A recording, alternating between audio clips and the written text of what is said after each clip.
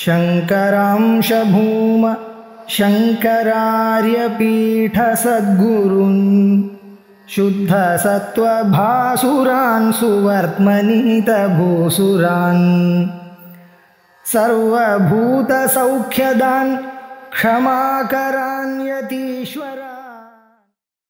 గురు బ్రహ్మ గురు విష్ణు గురుదేవో మహేశ్వర గురు సాక్షాత్ పరం బ్రహ్మ తస్మై శ్రీ గురవే నమః. శతస్మృతి పురాణానాం ఆలయం కరుణాలయం నమామి భగవత్పాదం శంకరం లోకశంకరం. భగవత్పాదల రచించిన స్తోత్రాలన్నీ అత్యంత వైభవంగా ఒక్కొక్కటిగా తీసుకొని చూస్తున్నాము. ఇప్పుడు మనం భగవత్పాదులు అందరికన్నా బాలుడు చిన్న 5 ఏళ్ళు బాలుడుగా ఉన్నప్పుడు బ్రహ్మచర్య ఆశ్రమంలో సన్యాసాశ్రమం తీసుకుందుకు ముందే ఆయన రచించిన మొట్టమొదటి స్తోత్రము తీసుకుని కనకదార స్తోత్రము, చాలా ప్రసిద్ధమైన స్తోత్రము. అంటే లోకంలో మనకి ఎన్ని ఉన్నాను, మనకి డబ్బులు అన్నది ఒకటి లేకపోతే, ధనము ధనరాశి అన్నది ఒకటి లేకపోతే భక్తి అన్నది కలగడం చాలా కష్టం. భక్తి ఆ మనిషికి ఆ డబ్బులు అనేది ఎక్కువ ఉన్నాను కష్టము, తక్కువ ఉన్నాను కష్టము. అత్యంత దరిద్రంగా ఉన్నవాడికి రోజుకి ఆ రోజు పూట ఎలా గడుస్తుందో అన్న ఇది కూడా తెలియని వాడికి భగవంతుడి పైన భక్తి అన్నది నాకు డబ్బులు ఇవ్వగా నన్ను కాపాడగా అని అలాంటి విషయంలోనే ఉంటుంది. కానీ మామూలుగా భక్తి రూపంగా ఏమీ వాంఛలు లేని భక్తి రూపంగా ఉండదు. కానీ డబ్బులు ఎప్పుడు వస్తాయా, నేను ఎప్పుడు కొంచెం సంతోషంగా ఉంటానా అని అలేదంటే ఉంటాడు. డబ్బులు చాలా ఎక్కువ ఉన్న వాళ్ళకి ఒక భయం ఉంటూ ఉంటుంది. ఎప్పుడు నా డబ్బులు నా దగ్గర నుంచి వెళ్ళిపోతాయా, ఎవరు వచ్చి నా దగ్గర నుంచి తీసుకెళ్ళిపోతారో, ఈ సంతోషం నాకు ఎన్ని రోజులు ఉంటాయో అని అందుకని ఆ విధంగా అప్పుడు దేవుడిని వాడు కోరుకునేది, నేను ఇప్పుడు ఎలా సంతోషంగా ఉన్నానో ఎప్పుడు అలాగైనా సంతోషంగా ఉండాలి, ధనరాశితో ఉండాలి అని అలాంటి కోరికలు. అలా డబ్బులు ఎక్కువ ఉన్నవాడికి కష్టము, తక్కువ ఉన్నవాడికి కష్టము. ఈ కనకదార స్తోత్రం అన్నది ఆచార్యులు ఇంతకు ముందే పోయినసారి చూసినప్పుడు ఆయన ఒక బ్రాహ్మణ స్త్రీకి ఆయన భిక్షకి వెళ్ళినప్పుడు ఆవిడికి భిక్షకి ఇచ్చేందుకు ఆవిడ దగ్గర ఏమీ లేదు అని తెచ్చుకుంటే, ఇలా కానీ ఇంటికి వచ్చిన బ్రాహ్మణుని సన్యాసుల్ని ఏమీ లేకుండా పంపించకూడదు అని ఒక ఇదితో, మీకు దగ్గర ఏముంటే అది తీసుకురండి అని చెప్తే ఏమీ లేదు అని చాలా దారుణమైన దరిద్రమైన పరిస్థితిలో ఉంటే, అప్పుడు అమ్మవారి దగ్గర ఆవిడికి ఏ రకమైన ఇది పడాలి, ఏ రకమైన సహాయం చేయాలి అని కోరుకుంటే అమ్మవారు వాళ్ళ పూర్వజన్మ కర్మ వల్ల వాళ్ళకి ఏ మాత్రము ఒక పుణ్యం చేసింది లేదు, ఏ మాత్రము ఒక డబ్బులు కష్టంలో ఉన్న వాళ్ళకి ధన సహాయం చేసింది లేదు కనుక వాళ్ళకి నేను ఇలా నువ్వు అడిగినట్టు నేను ధన సహాయము ఐశ్వర్యము ఇవ్వలేను అని అమ్మవారు అనుకోగా అని మానసికంగా ఆచార్యులు తెలుసుకుని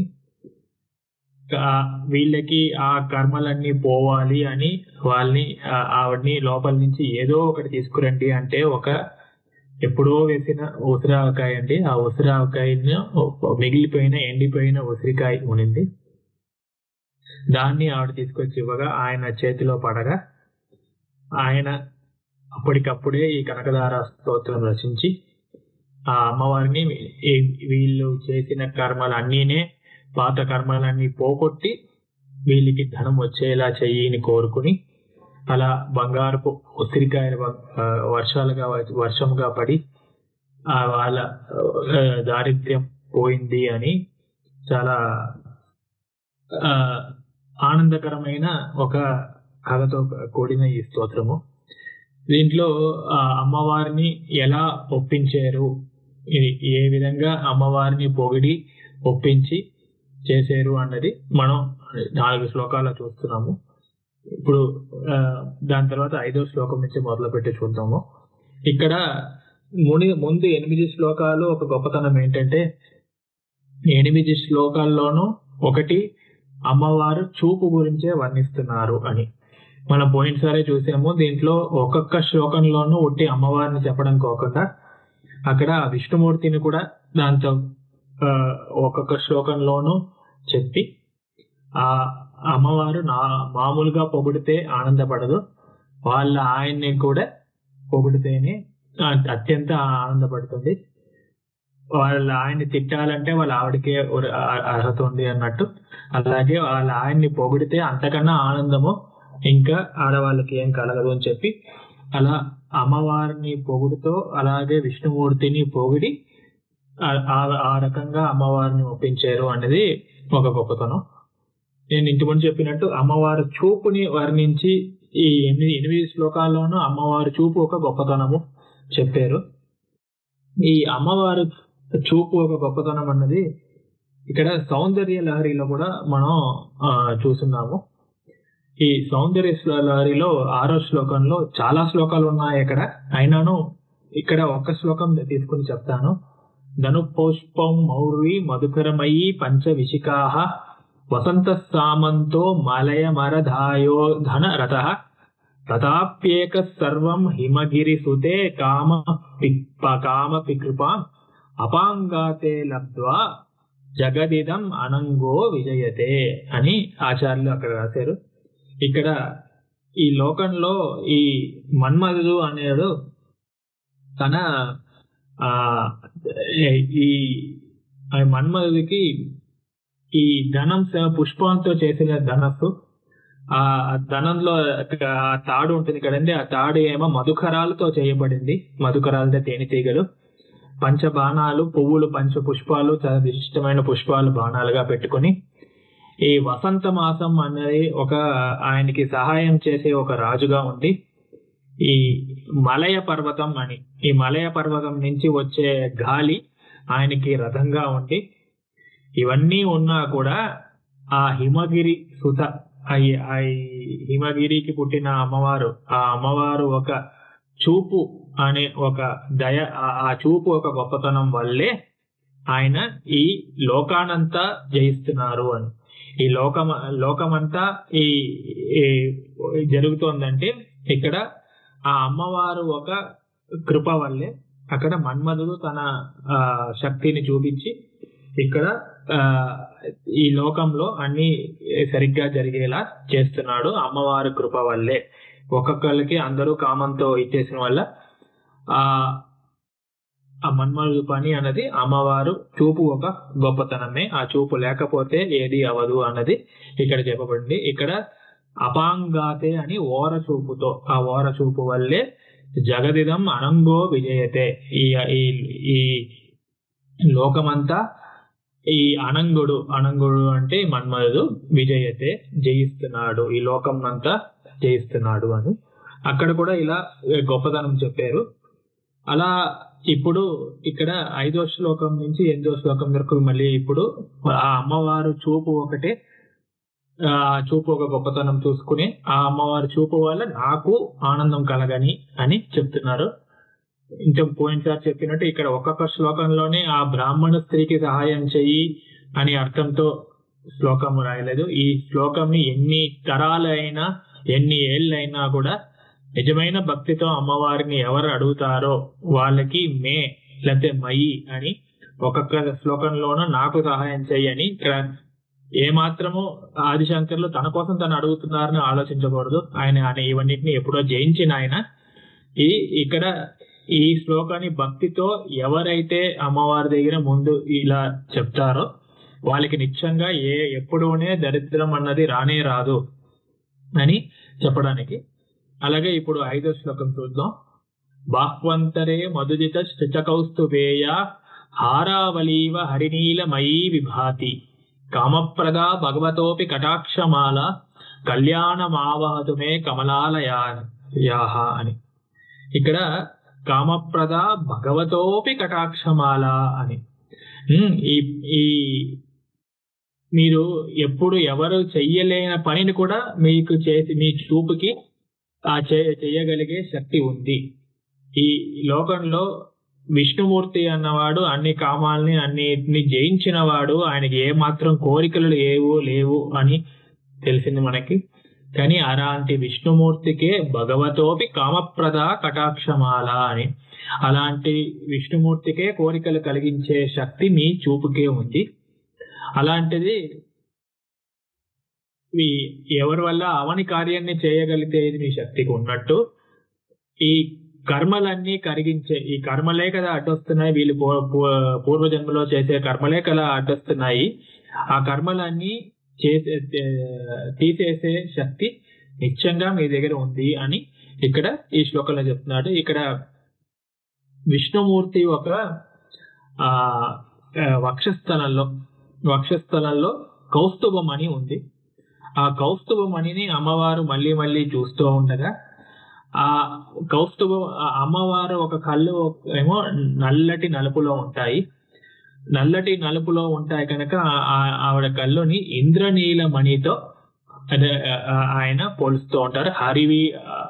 హారావలీవ హరి నీలమయి విభాతి అని ఇంద్రనీలమణితో పోలుస్తున్నారు. మళ్ళీ మళ్ళీ చూస్తూ ఉండగా ఆ అమ్మవారు తన ఆ విష్ణుమూర్తిని ఆలింగనం చేసుకున్న వల్ల అక్కడ ఆ బాహ్వంతరే మధుజిత అంటే మధువుని జయించిన విష్ణుమూర్తి, బాహ్వంతరే అంటే వక్షస్థలంలో, విష్ణుమూర్తి ఒక వక్షస్థలంలో శ్రిత కౌస్తుభే అంటే ఆశ్రిత అంటే ఆశ్రితం, ఆయన వక్షస్థలంలో ఆశ్రయించిన కౌస్తుభమణి ఎలా కనిపిస్తోందండి? హారావలీవ హరినీలవై విభాతి, ఇంద్రనీలమణి అని మన ఇంగ్లీష్ లో ఇక్కడ సఫైర్ అంటామండి. నీలపు రంగు రత్నం, అది సఫైర్ అంటాము. అలాంటి మణిల ఆ మణిలతో కూడిన హారావలి అంటే దీపావళి అంటే దీపానాం ఆవల్య దీపావళి, దీపాల ఒక వరుస అని అర్థం. అలాగే హారావలి అంటే హారాలు ఒక వరుస అంటే చాలా హారాలు అక్కడ ఈ ఇంద్రనీలమణి, ఈ సఫైర్ అనే దాంతో చేసిన చాలా హారాలు అక్కడ విష్ణుమూర్తి చుట్టూ ఉన్నట్టు, అది అమ్మవారి చూపు ఆ హారావలిలా ఉంది కనుక ఆయనతో ఆలింగనం చేసిన వల్ల ఆయన చుట్టూ అలా ఆ కౌస్తుభమణి ఏమో ఇంద్రనీలమణితో చేసిన హారావలిలా మెరుస్తూ ఉంది. అలాంటి విష్ణుమూర్తికి కామప్రద భగవతోపి కటాక్షమాల, మీ కటాక్షం వల్ల అక్కడ కామప్రద అన్నది రెండు రకాలుగా అర్థం చెప్పొచ్చు. ఒకటి విష్ణుమూర్తికి కూడా కోరికల్ని కలిగించేది అని ఒక రకము, లేదా విష్ణుమూర్తికి ఏం కోరికలు ఉన్నానో అది కూడా మీ ఒక చూపు వల్లే ఆయనకి ఆ కోరికలు తీరుతాయి అని అలా చెప్పడమును కూడా. ఇది విభాతి కామప్రద భగవతోపి కటాక్షమాల కళ్యాణం ఆవహతు మే కమలాలయ. సో ఈ కమలాలయ అంటే ఇక్కడ అమ్మవారు అర్థం. ఆ అమ్మవారు నాకు కళ్యాణంని ప్రసరించు కాక అని, అంటే కళ్యాణం ఆవహతు నాకు ఇవ్వాలి, కళ్యాణం అంటే తన మంగళంని నాకు ఇవ్వాలి, అంటే ఐశ్వర్యాలన్నిటినీ నాకు ఇవ్వాలి అని ఈ కమలాలయమైన ఈ కమలాన్ని ఆలయంగా పెట్టుకున్న ఈ అమ్మవారు, ఆ అమ్మవారు నాకు కళ్యాణం ఆవహతు, నాకు ఎప్పుడూనే ఐశ్వర్యాన్ని ప్రసాదించాలి. విష్ణుమూర్తికే ఐశ్వర్యాన్ని ప్రసాదించే చూపుని శక్తి కలిగిన ఉన్న ఆ అమ్మవారికి, ఆ అమ్మవారు నాకు కూడా ఈ కళ్యాణంని ప్రసాదించని. ఏ చూపు వల్ల ఆ విష్ణుమూర్తి వక్షస్థలంలో ఉన్న కౌస్తుభమణి కూడా ఇంద్రనీలమణిలా ఎలా నల్లటి నలుపు ఇలా అది విభాతి ఎప్పుడు మెరుస్తూ ఉంటుందో అలా ఆ చూపు నాకు కళ్యాణంని ప్రసాదించని అని 5వ శ్లోకము కదా. మళ్ళీ బాహ్వంతరే మధుజిత శ్రితకౌస్తుభేయ హారావలీవ హరినీలమయీ విభాతి కామప్రదా భగవతోపి కటాక్షమాల కళ్యాణమావహతు మే కమలాలయాయాః అని 5వ శ్లోకము. దాని తర్వాత 6వ శ్లోకం అండి. కాలాంబుదాలిల లలితోరసి కైటభారైః ధారాధరే స్ఫురటి యా తటిదంగనేవ మాతు సమస్త జగతాం మహనీయ మూర్తి భద్రాణి మే దిశతు భార్గవ నందనాయాః అని. ఈ మీ మీ యొక్క గొప్పతనం, మీ యొక్క చూపు వల్లే విష్ణుమూర్తి ఒక ఈ మీరు లోకమందరికి ఇది అమ్మగా ఉన్నారు. ఈ కాలాంబుదాలి లలితోరసి కైఠభారైహి అని. ఇక్కడ నల్లటి మేఘాలు ఉంటాయండి, వర్షం కురిసేందుకు ఎప్పుడు తయారుగా ఉన్నట్టు. ఆ నల్లటి మేఘాలు చీకటిలో ఉన్నప్పుడు మనకి కంటికి కనిపించవు. కానీ ఆ నల్లటి మేఘాలు కనిపించాలంటే దానిపైన ఉరుములు రావాలి. లైటింగ్ అంటాం కదా, ఆ ఉరుములు రావాలి. ఆ తెల్లటి ఉరుములు వస్తే ఆ నల్లటి మేఘాల పైన ఆ నల్లటి మేఘాలు మనకి కనిపిస్తూ ఉంటాయి. అందుకని అలాగే ఈ విష్ణుమూర్తి ఒక శరీరం నల్లటి నలుపుగా ఉంటుంది. ఆయన వక్షస్థలంలో అమ్మవారు ఉంటుంది. ఆ అమ్మవారునేమో ఇక్కడ ఈ ఉరుములతో ఇక్కడ మనం పోల్స్తూ ఉంటాము.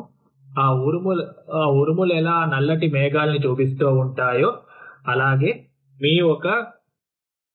మీరు ఉన్న వల్ల మీ చూపులే ఆ విష్ణుమూర్తిని మాకు అలా చూపిస్తూ ఉంటాయి అని. అలాంటి చూపులు భద్రాని మే దిశతు భార్గవ నందనాయాః.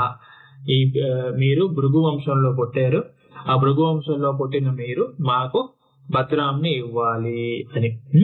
ఈ అమ్మవారికి శివజ్ఞాన ప్రదాయిని అని పేరు. శివజ్ఞాన ప్రదాయ అంటే శివజ్ఞానంని మనకి ప్రసాదిస్తుంది, మనకి ఆ జ్ఞానం ప్రసాదిస్తుంది కనుక అలాగే ఆ శివుడిని మనకి చూపిస్తుంది. అలాగే ఇక్కడ విష్ణుమూర్తిని ఇలా చూపిస్తుంది అని. ఇక్కడ కాలాంబుదాలి లలితో రసి అని ముందు మాట. లలితో రసి అంటే అందమైన వక్షస్థలము అని అర్థం. లలిత ఉరసి అంటే వక్షస్థలం, లలితం అంటే చాలా అందమైన. కాలాంబుదాలి అంటే నల్లటి మేఘము, నీటితో కూడిన నల్లటి వేగము, వర్షము కురిసేందుకు తయారుగా ఉన్న నల్లటి మేఘము లాంటి వక్షస్థలం కూడిన కైటభారేహే. అలా మళ్ళీ ఇంతకుముందు చెప్పినట్టు ఇక్కడ విష్ణుమూర్తిని చెప్పకుండా శ్లోకం పూర్తి అవ్వదు. మధు కైటభులకి సంహారం చేశారు కనుక కైటభ అరేహే. అరి అంటే ఆయన ఒక విరోధి అని అర్థము. ఈ కైటభుని సంపాదించారు కనుక విష్ణుమూర్తికి కైటభ అరేహే అని పేరు. సో అలాంటి విష్ణుమూర్తి నల్లటి వక్షస్థలం కూడిన, చాలా అందమైన నల్లటి వక్షస్థలం కూడిన విష్ణుమూర్తి తన వక్షస్థలము నల్లటి మేఘంలా మెరుస్తూ ఉండగా అక్కడ ధారాధరం అంటే మేఘము, ధార అంటే నీళ్లు, దాన్ని ధరించింది కనుక నీటిని ధరించిన మేఘము అని అర్థము.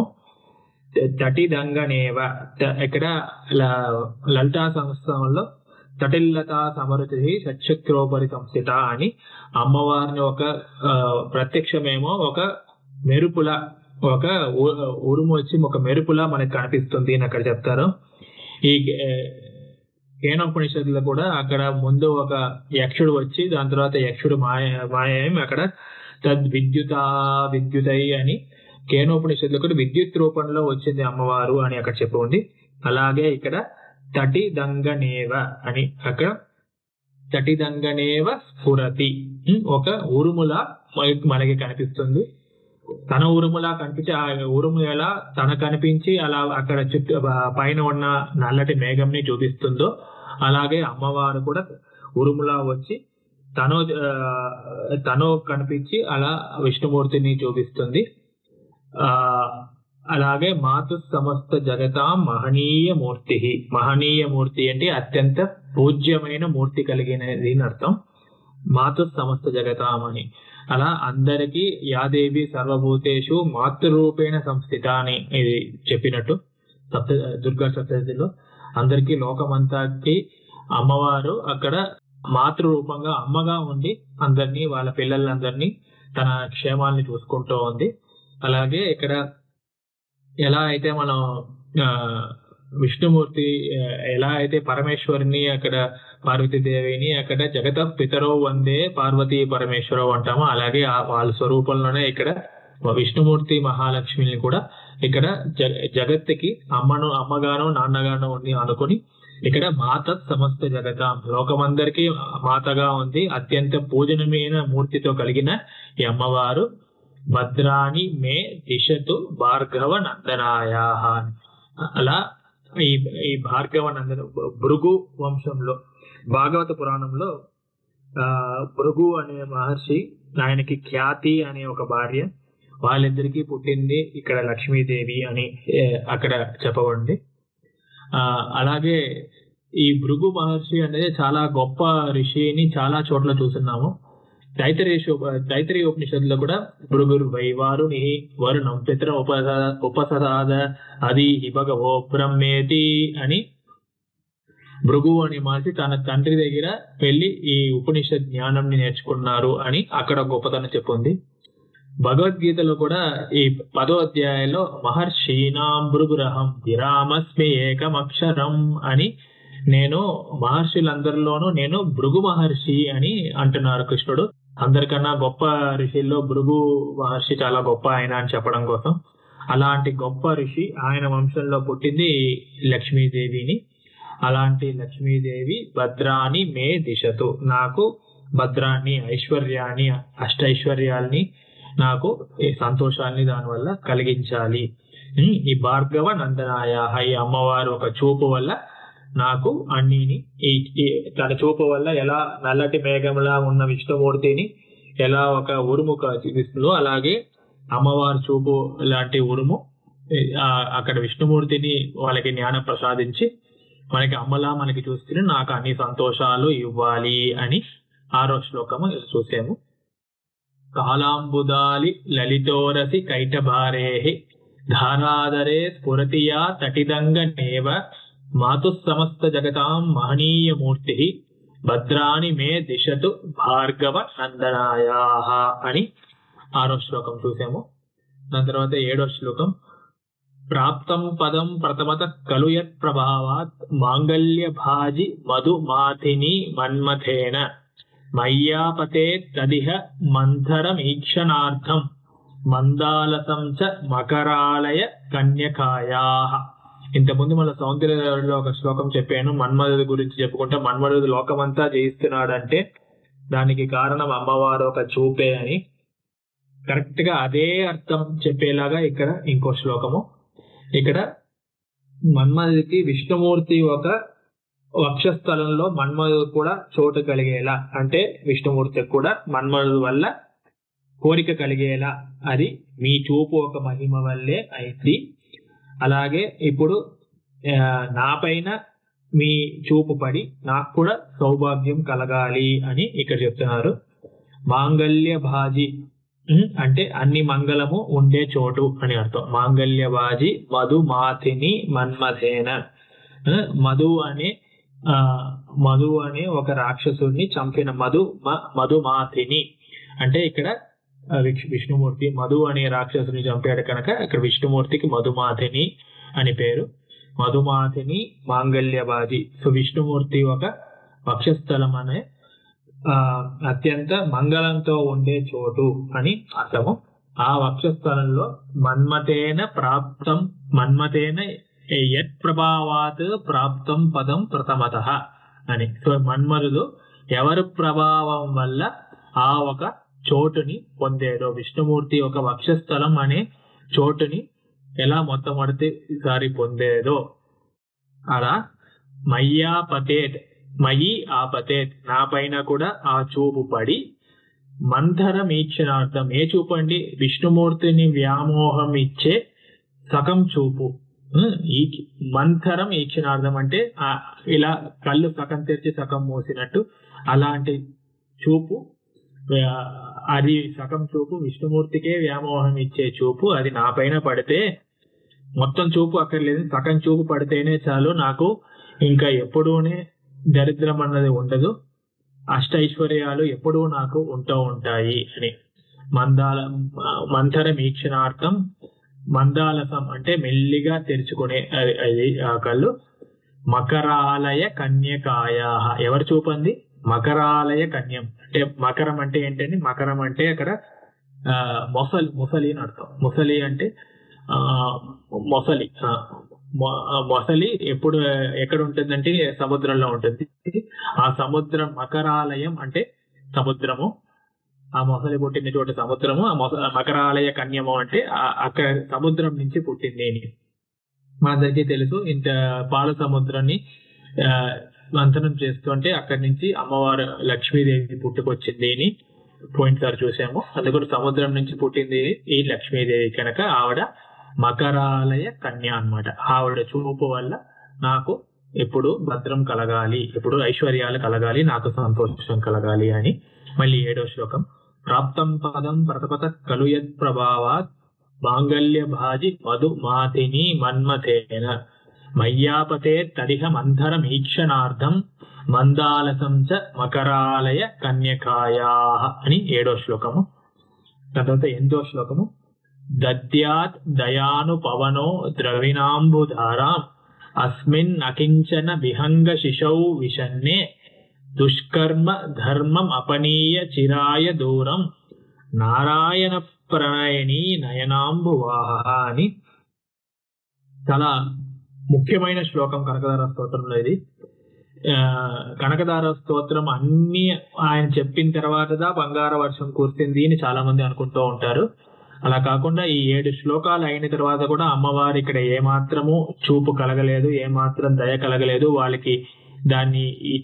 వాళ్ళకి అర్హత లేదు ఈ బంగారపు ఇది ధనము తీసుకుందుకు వాళ్ళు ఏమాత్రం సహాయం చేయలేదు అని అమ్మవారు ఒక చూపు అక్కడ వాళ్ళ పైన పడకుండా ఉన్న వల్ల ఇక్కడ శంకరులు తన అత్యంత అద్భుతమైన మేధాశక్తిని ఉపయోగించేశారు. ఇక్కడ అమ్మవారిని ఎలా ఒప్పించాలి, ఎలా ఆవిడకి మన పైన దయ కలిగేలా చేయాలి అంటే అక్కడ ఎవరికైనా ఏ ఒక్క ఆడవాళ్ళకన్నాను వాళ్ళ చిన్న పిల్ల, వాళ్ళ కొడుకైనా కూతురైనా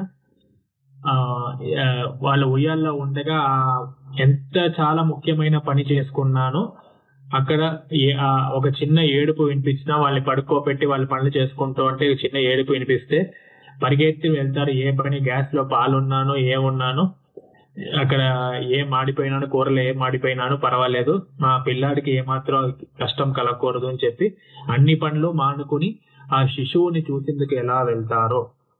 అందుకని వాళ్ళకి దానికన్నా ముఖ్యము ఏం లేదు. ఒక అమ్మకి ఒక శిశువు ఒక ఇది కన్నా ఈ ముఖ్యంగా ఏమీనే లేదు అని ఈ చిన్న పిల్లాడైన శంకరుడు తెలుసుకున్నాడు.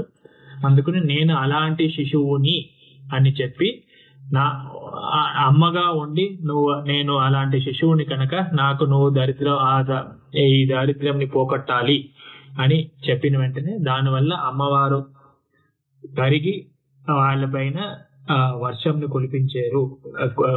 వర్షంని కురిపించింది, బంగారపు వర్షంని కురిపించింది అని ఏమాత్రం ఇక్కడ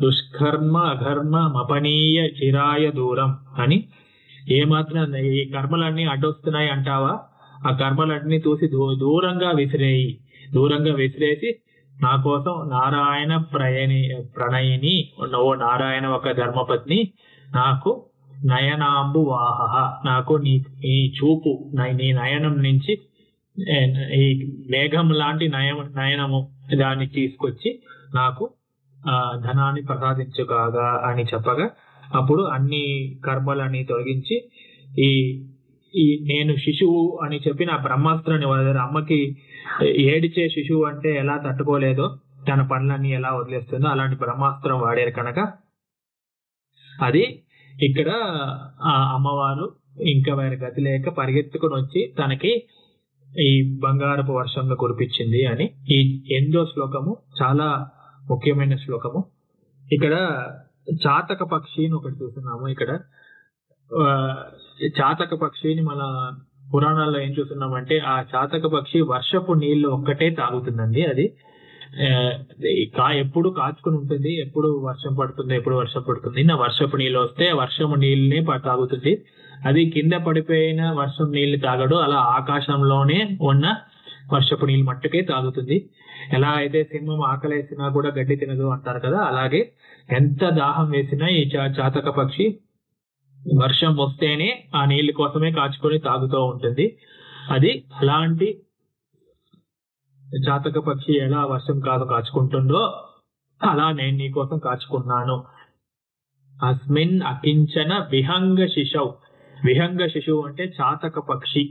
ఎలా చాతక పక్షి లాంటి ఒక శిశువు నేను, అలాంటి శిశువు నేను ఏడుస్తున్నాను. విషన్నే నేను కష్టాలు పడి నేను ఏడుస్తూ ఉన్నాను, నీ సహాయం కోసం ఎదురు చూస్తూ ఉన్నాను. అస్మిన్ అకించన, ఈ అత్యంత దారిద్ర్యంతో కష్టపడుతున్న నేను అకించనం, ఎక్కడికి వెళ్ళాలి, ఈ సంసార సముద్రంలో ఒలిగి నేను ఎక్కడికి వెళ్ళాలి అని తెలియకుండా కష్టపడుతున్నా నేను. నాకు దద్యాత్ దయానుపవనం, దయా అనే అనుపవనం, పవనం అంటే గాలి అండి. ఇప్పుడు చాలా ఈ శ్లోకంలో 2 రకాలుగా అక్కడ అర్థం చెప్పాలండి. ఇక్కడ ఎలా అంటే చాలా వేడితో కష్టపడే వాళ్ళకి నల్లటి మేఘం వచ్చి వర్షం కురిస్తే ఎలా ఆనందం కలుగుతుందో, ఎప్పుడు వర్షం వస్తుంది అని తన కాచుకుంటూ ఉంటాడు. అలాగే ఇక్కడ దుష్కర్మం అనే ఈ ఎండాకాలము, అక్కడ నాకు దారిద్ర్యం అనే నాకు వేడితో నేను కష్టపడుతున్నాను.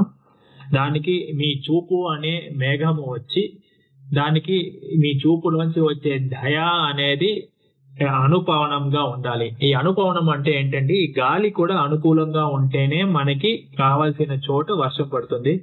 ఎన్నో రోజులుగా వర్షం కాచుకొని నల్లటి మేఘాలు వచ్చినా కూడా అప్పుడు పెద్ద గాలి వచ్చి ఆ మేఘాలని తోసుకెళ్ళిపోయి ఇంకెక్కడో వర్షం పడేలా చేసే ప్రసక్తి కూడా ఉంది. ఆ మేఘాల కిందే కొన్ని గాలి కరెక్ట్ గా మనకి కావాల్సిన చోట్ల వర్షం పడేలా అనుకూలంగా ఉండే పవనం గాలి కూడా ఉంది. అలాగే మీ దయ అన్నది దయాను పవన, అనుకూలంగా ఉండే గాలి మీ దయ అని. అది ద్రవిణాంబుధార. నాకేం కావాలి? ద్రవిణం అంటే ఐశ్వర్యం, బంగారం, ఐశ్వర్యం లాంటితో కడిన అంబుధార అంటే ఏంటి? అంబు అంటే మేఘము, మేఘం నుంచి వచ్చే ఇది వర్షము. నాకు బంగారపు వర్షము కావాలి అని కరెక్ట్ గా శంకరాచార్యులు ఏం కావాలో ఏమనేది తెలుసుకుని నాకు ఈ బంగారపు వర్షం కావాలి అని ఈ మీ దయా అనే అనుపవనంతో సహాయంతో ఈ విహంగ శిశువు, చాతక పక్షి లాంటి నేను శిశువుని విషన్నే కష్టంతో అస్మిన్ నటించిన విషన్నే, ఈ సంసారంలో చాలా కష్టంలో ఉన్నాను. నా కర్మలు మీకు అడ్డొస్తున్నాయా అనే దుష్కర్మ అకర్మ అపనీయ చిరాయ దూరం. నేను చేసిన పాపాలన్నీ మీకు అడ్డుగా వస్తున్నాయంటే అవన్నీ దూరంగా దాన్ని ఇక్కడ అడ్డు రాకుండా చేసి, ఓ నారాయణ ప్రణేని, ఓ అమ్మవారు నారాయణ ఒక ధర్మపత్ని, మీ ఒక చూపు మేఘం లాంటి మీ చూపు నా పైన పడి నాకు అన్ని దారిద్ర్యం దూరమై నాకు ఐశ్వర్యం కలగాలి అని 8వ శ్లోకము. ఇది చాలా ముఖ్యమైన శ్లోకము. చాలా అమ్మవారి పైన నిజమైన భక్తితో తన ముందు కూర్చుని నాకు ఇలా సహాయం చెయ్యి అని అడిగితే అమ్మవారు తప్పకుండా అష్టైశ్వర్యాలు మీకు ప్రసాదిస్తుంది అని. ఇది చాలా ముఖ్యమైన శ్లోకం.